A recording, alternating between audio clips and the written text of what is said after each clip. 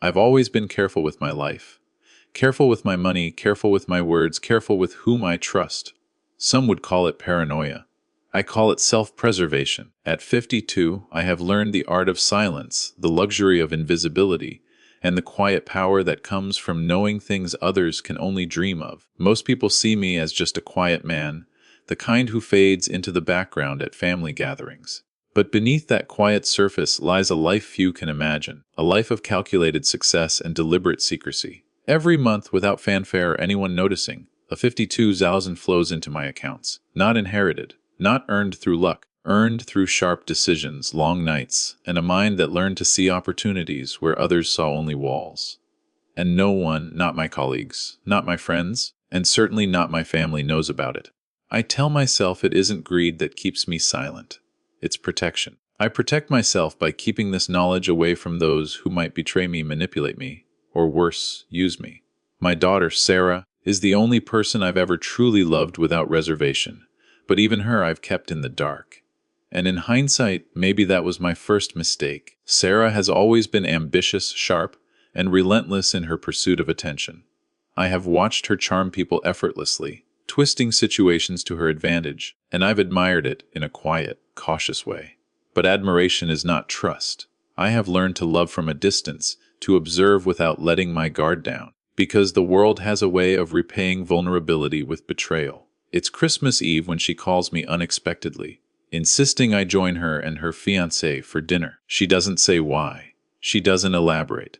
There's something in her voice, an excitement, a little secret, that sets my instincts on edge. I should have declined. I should have stayed home, safe in my silence. But I am her father, and some part of me can't resist her insistence. As I prepare, I glance at my ledger, a meticulous record of earnings, expenses, and investments that no one will ever touch without my permission. The numbers glare back at me like a warning. Vulnerability is a luxury I cannot afford. I know that once I step out of my house tonight, the world will shift. I will be exposed, not to the world at large, but to someone I trust most. And that thought unsettles me more than any financial risk ever could. The lesson I remind myself is clear. Even love can be dangerous if you reveal too much too soon. Trust is a currency rarer than gold, and I have spent a lifetime hoarding it. Tonight, I will see whether that caution was warranted, or if the walls I built around my life are about to come crashing down.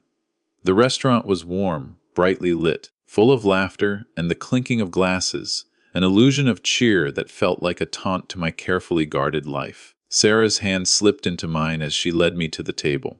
I noticed her fiancé, Michael, immediately. The man had a smile that didn't reach his eyes, the kind of smile that promised charm but hid ambition, or worse, greed. They introduced him casually, as though I were meeting a friend rather than the man about to step into my daughter's life. I nodded politely, keeping my expression neutral. I've learned over the years that people often reveal themselves not in words, but in tiny gestures. Michael had that certain twitch in his jaw, the kind that said he measured everything in terms of profit, advantage, or leverage. The meal began lightly, small talk about work, weather, and family. But then came the moment I had unknowingly dreaded. Sarah, eager to impress, mentioned my income. Not casually, no, she was practically bragging. "Dade's doing really well," she said, eyes sparkling. "He makes around 52,000 a month. Isn't that amazing?" The words hit me like ice water. I froze mid-chew, my mind scrambling for a controlled response, for a joke, a modest deflection, but none came. Michael's eyes sharpened. I could see the calculations flicker across his face. That smile had vanished. The mask was gone. I felt my chest tighten. How could she have said that? How could she expose me in a room full of people? To a man I barely knew. To someone who might see me as an opportunity rather than a father. Betrayal isn't always violent. Sometimes, it's a whisper in a conversation that changes everything. Michael leaned forward slightly, his voice smooth, but with an edge I hadn't noticed before. 52,000 a month, huh? That's impressive. Very impressive indeed. His tone was measured, polite, yet there was a hunger in it, an assessment of power, of wealth, of leverage. I smiled carefully, trying to reclaim composure. "Yes," I said lightly, masking the surge of anger and shock. "It's been a lot of hard work over the years. But the damage was done. In that single moment, the invisible walls I had built around my life cracked. I realized, with cold clarity, that I had underestimated the danger of trust, even with my own daughter. She hadn't meant harm, perhaps, but harm doesn't always require intent. Some people simply see opportunity, and they act on it. As we finished dinner, laughter still echoing around us, I noticed Michael subtly asking questions about my work, my investments, and my routine. Innocuous questions, at first glance. But I knew better. Curiosity wasn't innocent when it was aimed at money you had worked decades to protect. The betrayal was raw, not just in the revelation itself, but in the subtle violation of my control. Everything I had built, every guarded secret, had been handed to someone else without my consent. The night ended, but the seed of something darker had already taken root in my mind. I sat alone in my study that night, the soft hum of the heater and the flickering shadows from the desk lamp my only companions. My hands shook, not from fear, not from weakness, but from the surge of something far more dangerous: anger, wrapped tightly with betrayal. I had always known trust was a delicate currency, yet somehow I had allowed my daughter to trade mine without my permission. And Michael, that man, was different. Calculating. Predatory. He smelled opportunity the way a wolf smells blood. I replayed the dinner in my mind, each word Sarah had spoken cutting deeper than I had expected. My heart ached. Not for the money, not for the exposure, but for the violation of control, for the betrayal of the invisible rules I had lived by all these years. I had taught her about caution, about discretion, about understanding the value of silence. And yet, unknowingly, she had handed my life over on a silver platter. Sleep eluded me. I paced the study, circling my desk like a caged animal.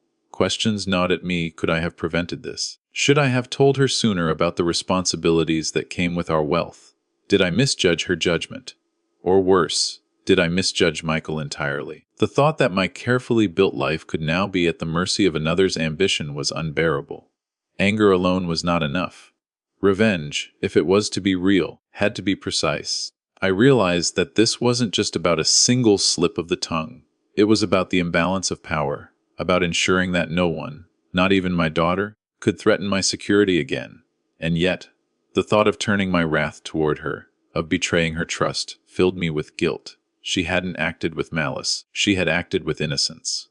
But innocence is often a disguise, and ignorance can be as deadly as intent when it exposes you to predators. I stared at my reflection in the window, framed by the faint glow of streetlights outside. The man looking back at me was not just a father, not just a provider. He was a strategist. And for the first time in years, I realized that the calm, invisible life I had prided myself on was a fragile illusion. My mind raced with scenarios, conversations with Michael, subtle probes into my finances, casual questions designed to unsettle me or gauge my reactions. I could feel the gears turning in his mind, plotting, just as I had always plotted, but now the playing field was unfamiliar. And then the most frightening thought of all, maybe Sarah's actions, though naive, were the spark Michael needed. Maybe they were enough to tip the balance of power, to test my defenses, to see if I would crumble or react. I knew I had a choice. I could retreat, ignore it, protect what I could, and hope for the best. Or I could act deliberately, carefully, and ensure that betrayal would never touch me again. But action, I realized, came at a cost. Revenge is a long game, and it requires patience, calculation, and the willingness to face uncomfortable truths about the ones you love. The morning after that fateful dinner, I woke with a clarity I hadn't felt in years. The fog of anger had lifted, replaced by a cold, deliberate focus. I knew what had to be done, but not impulsively, not recklessly. Revenge is a delicate art. It's not about rage, it's about precision. Every move must be calculated, every word measured, every reaction anticipated. I began with observation. I needed to understand Michael as thoroughly as he was beginning to understand me. I watched his social media profiles, his interactions with colleagues, even subtle posts that hinted at his habits and priorities. He was ambitious, yes, but he was also predictable. Predictability is a flaw I could exploit. Next came Sarah.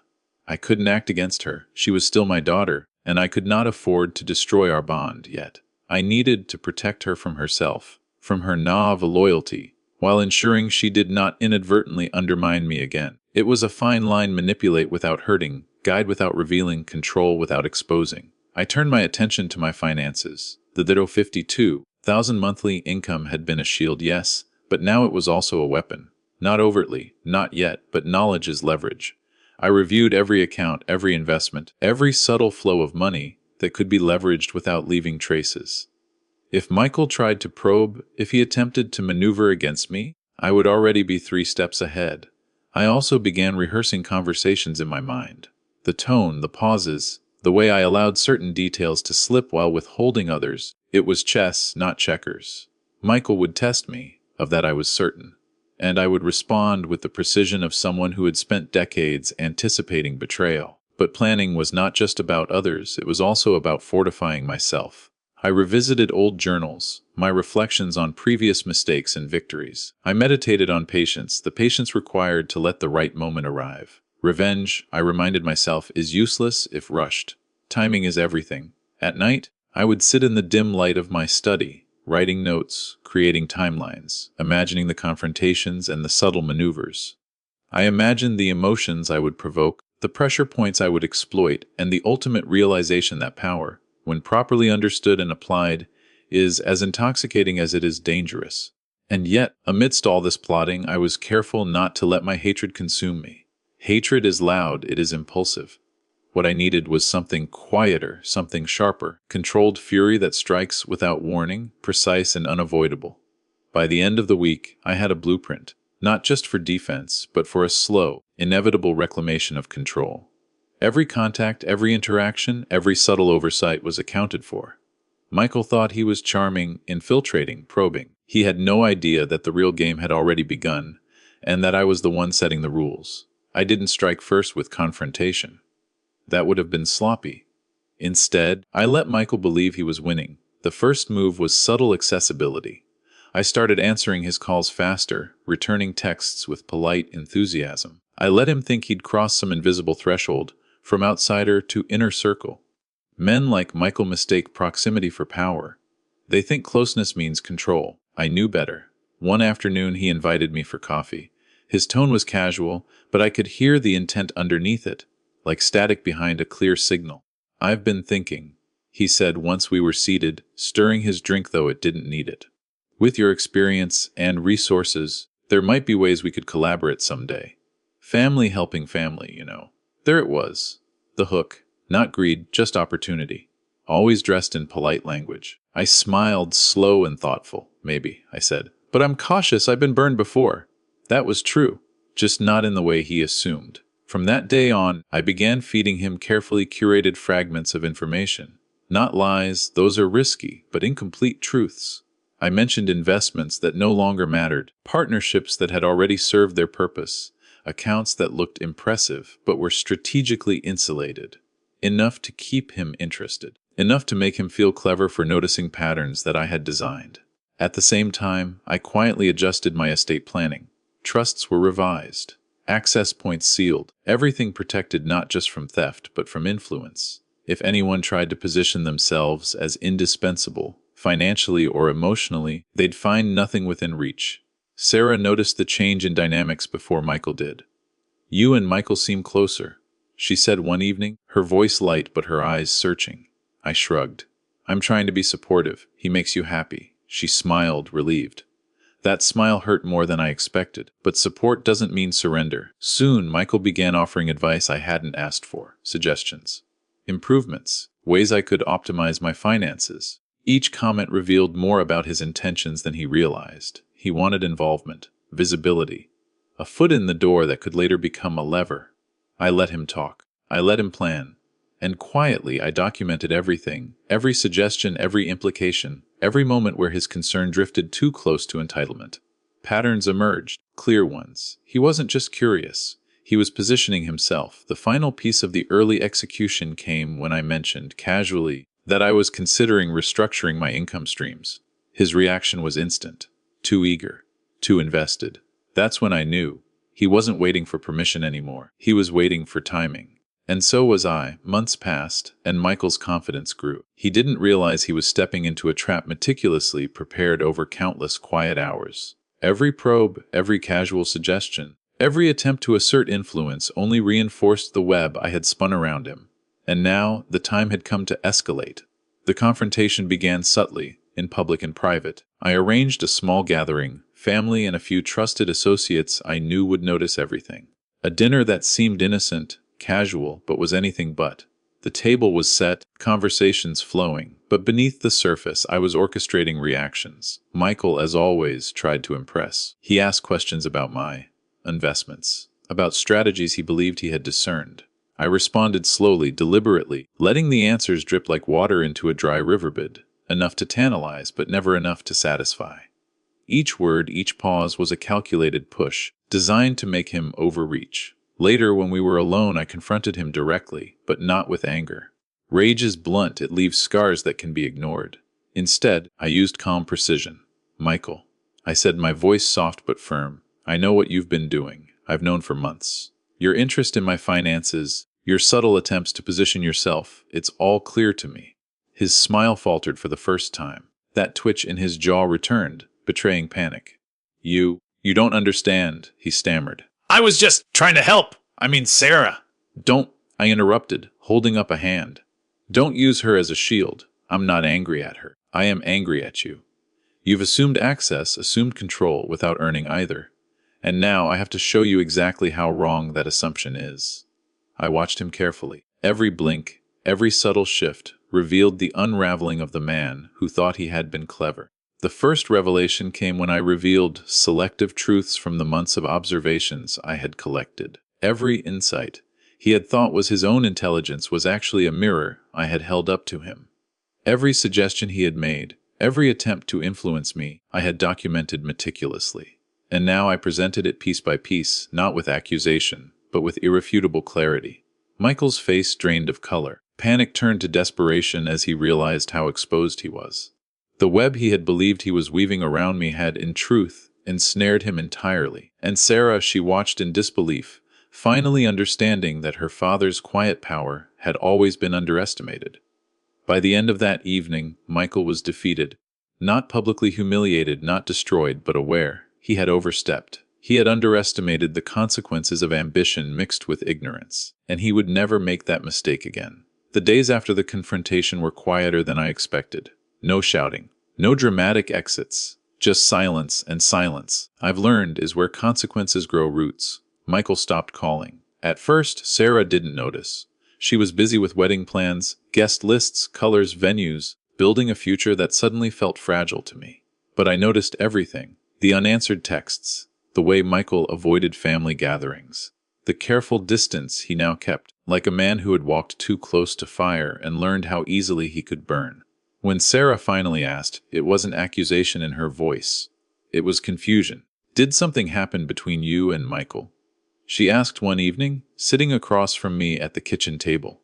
Her hands were folded tightly, a habit she'd had since childhood when she sensed trouble but didn't know where it came from. I met her eyes. "Something was clarified," I said. "That's all." She didn't push, but disappointment lingered between us, heavy and unresolved. That was the price I hadn't fully accounted for. Revenge rarely limits its damage to its intended target. It sends shockwaves. Michael, stripped of the illusion of influence, began unraveling in smaller, quieter ways. I heard through mutual acquaintances that his confidence at work had cracked, that he hesitated where he once dominated. Men like him rely on momentum, on the belief that they are always moving upward. I had taken that belief away, not by force, by exposure. He knew now that he had been studied, anticipated, and neutralized, and that knowledge followed him everywhere. Sarah eventually learned more than I intended her to. Not the numbers, not the mechanisms, but the truth about boundaries, about why some doors remain closed, even to family.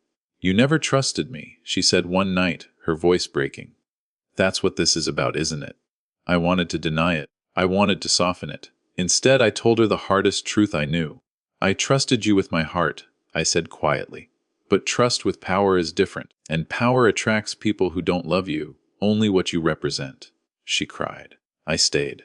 That was another consequence, choosing presence instead of control. I could protect my life, my wealth, my future, but I could not do it without cost. The illusion that I could keep everything intact was just that, an illusion. Michael and Sarah didn't break up, but something between them shifted. He was cautious now, guarded, no longer performing, and she, for the first time, was watching him with new eyes. The fallout wasn't explosive. It was slow, and irreversible. Weeks turned into months, and the storm I had quietly orchestrated settled into an uneasy calm. Michael remained on the periphery, polite but distant, a shadow of the ambitious man who had once tested my boundaries. Sarah had grown too, not just in awareness, but in understanding the cost of trust, of secrets, and of the delicate balance between love and protection. I watched them both, and I realized that the game of revenge, once ignited, changes everyone involved. Not all victories are loud. Some are quiet, slow, and almost invisible, like the snow settling over a city after a storm, hiding scars yet leaving their shape beneath the surface. I returned to my study, the room that had been both a sanctuary and a command center. My ledger sat open, neat as ever, numbers reflecting months of careful management. It was more than money. It was evidence of discipline, foresight, and survival. And now, it was also a symbol of the choices I had made. For a long time, I wondered if my actions had been too cold, too calculated. Was there cruelty in measured revenge? Perhaps. But I also knew that mercy unchecked can be dangerous. Protecting what you love requires boundaries, and sometimes boundaries must be enforced even when they wound. I picked up my phone and sent a simple message to Sarah. I hope you understand why I had to do what I did. It was honest but not apologetic. She replied with a short, thoughtful note. I think I do. That was enough. Understanding doesn't erase pain, but it allows growth. And I had grown. The experience had revealed not just the fragility of trust, but the strength that comes from control tempered with wisdom. Power, I realized, is not about domination or fear. It is about preparation, clarity, and knowing when to act and when to wait. I also learned another lesson: revenge is not the same as hatred. Revenge is the restoration of balance. Hatred is blind, and balance, once restored, allows life to continue, albeit with sharper awareness and harder-earned lessons. That night, I sat back in my chair, listening to the wind outside and the quiet hum of the city beyond. I had protected what mattered, exposed the risks, and ensured that no one could easily overstep again. And yet, I also knew that vigilance, patience, and discretion would always be my closest allies. The storm had passed, but the landscape had changed. I had changed. And in the stillness, I realized something crucial: power is fleeting, opportunity is fragile, but the wisdom to protect both is eternal. I closed the ledger and looked at the city lights through the window. The world moved on, unaware of the quiet battles fought behind closed doors. I had won, not loudly, not violently, but completely. And for the first time in years, I allowed myself a small, almost imperceptible smile. True victory is measured not by destruction, but by restoration and foresight. Protecting yourself, loved ones, and your principles requires vigilance, strategy, and patience, and the courage to act when the time is right.